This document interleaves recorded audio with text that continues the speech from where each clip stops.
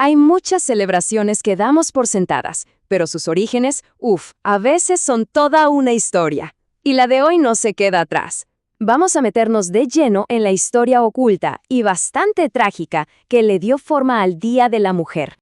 Claro, si nos preguntamos cuál es el verdadero origen, muchos pensarán, bueno, es una celebración, ¿no? Pero la realidad es mucho, mucho más compleja. Y sí, también más oscura. Porque esta historia, créanme, no empezó con flores. Empezó con fuego. Ok, para entender todo tenemos que viajar en el tiempo. Vámonos a Nueva York, a principios del siglo XX. Imaginen la escena. La ciudad está en pleno boom industrial, creciendo a un ritmo vertiginoso. Pero detrás de ese progreso, la realidad era otra. Las condiciones de trabajo eran terribles, de verdad peligrosas, especialmente para las mujeres inmigrantes, que eran el motor de muchísimas de esas fábricas. Y justo en el centro de todo esto estaba una fábrica en particular, la Triangle Shirtwaist. Ahí trabajaban cientos de mujeres jóvenes. De verdad, muchas eran casi unas niñas, adolescentes. ¿Qué hacían? Blusas. Pero lo que nadie sabía es que ese lugar, esa fábrica, estaba a punto de ser el escenario de una tragedia que lo iba a cambiar absolutamente todo. Y ojo que esto no fue un accidente cualquiera, algo que pasó de la nada. No. La fábrica era literalmente una trampa mortal. Y la gente lo sabía. ¿Por qué? Pues porque los dueños cerraban las puertas con llave. La excusa era que así las trabajadoras no se tomaban descansos ni robaban tela. O sea, el lugar estaba pensado solo para producir al máximo, sin importar para nada la vida de las personas. Y claro, con esas condiciones pasó lo que tenía que pasar. Se desató un incendio. Ahora imaginen el horror. Las puertas cerradas con llave, no hay por dónde escapar. El pánico fue total. El resultado final, 146 trabajadoras muertas. 146. La mayoría, como dijimos, mujeres muy jóvenes y hasta niñas. Un número que, de verdad, sacudió a toda la ciudad. Pero la muerte de estas 146 personas, aunque terrible, no fue en vano. Al contrario, esta tragedia sacó a la luz la horrible realidad que se vivía en las fábricas.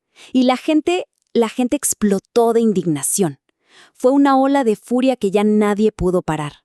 Dejó de ser un problema de una sola fábrica para convertirse en una causa nacional. Hay una frase de una activista de la época, Rose Schneiderman, que lo resume todo perfecto. El incendio no se vio como, ¡ay, qué mala suerte! No, se vio como lo que era, la consecuencia directa de la avaricia y de que a nadie le importara. La gente empezó a exigir justicia, sí, pero sobre todo querían un cambio que fuera real, que durara.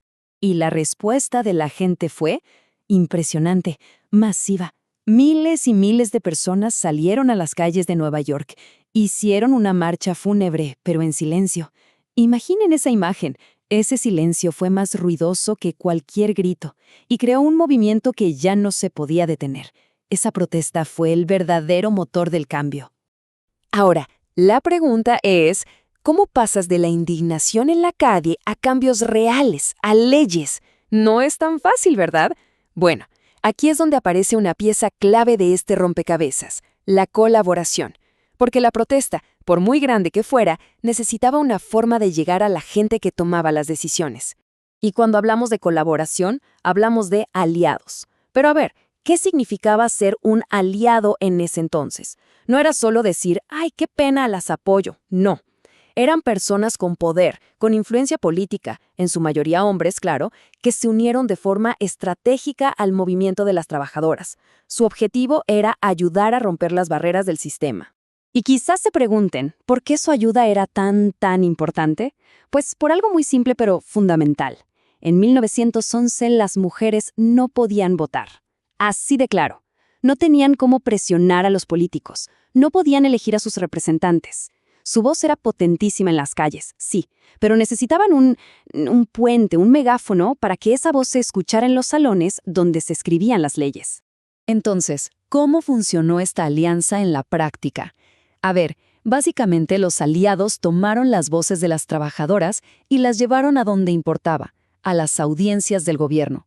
Usaron su poder para escribir nuevas leyes, leyes que de verdad protegieran a la gente, y no pararon de presionar hasta que esas leyes se aprobaron y se pusieron en práctica. O sea, fue la combinación perfecta, la fuerza de la gente en la calle y la acción de los políticos adentro.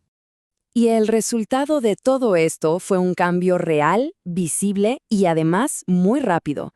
Esa tragedia tan horrible se convirtió en la chispa que encendió una de las reformas laborales más grandes en la historia de Estados Unidos. Increíble, ¿no? El cambio fue de la noche a la mañana, de verdad. Miren el contraste. Antes del incendio no había prácticamente nada, ninguna regulación de seguridad. Después de la alianza, de repente, se hicieron obligatorios los simulacros de incendio, las puertas tenían que abrir hacia afuera, se instalaron rociadores y lo más importante, se crearon leyes para inspeccionar las fábricas y asegurarse de que todo se cumpliera. Básicamente, la seguridad en el trabajo por fin se convirtió en ley. Y la velocidad con la que pasó todo esto es lo que más sorprende. En apenas 2 años se aprobaron docenas de leyes que transformaron por completo cómo funcionaban las fábricas y crearon un nuevo estándar de seguridad para todo el país. Y es así como todo se conecta.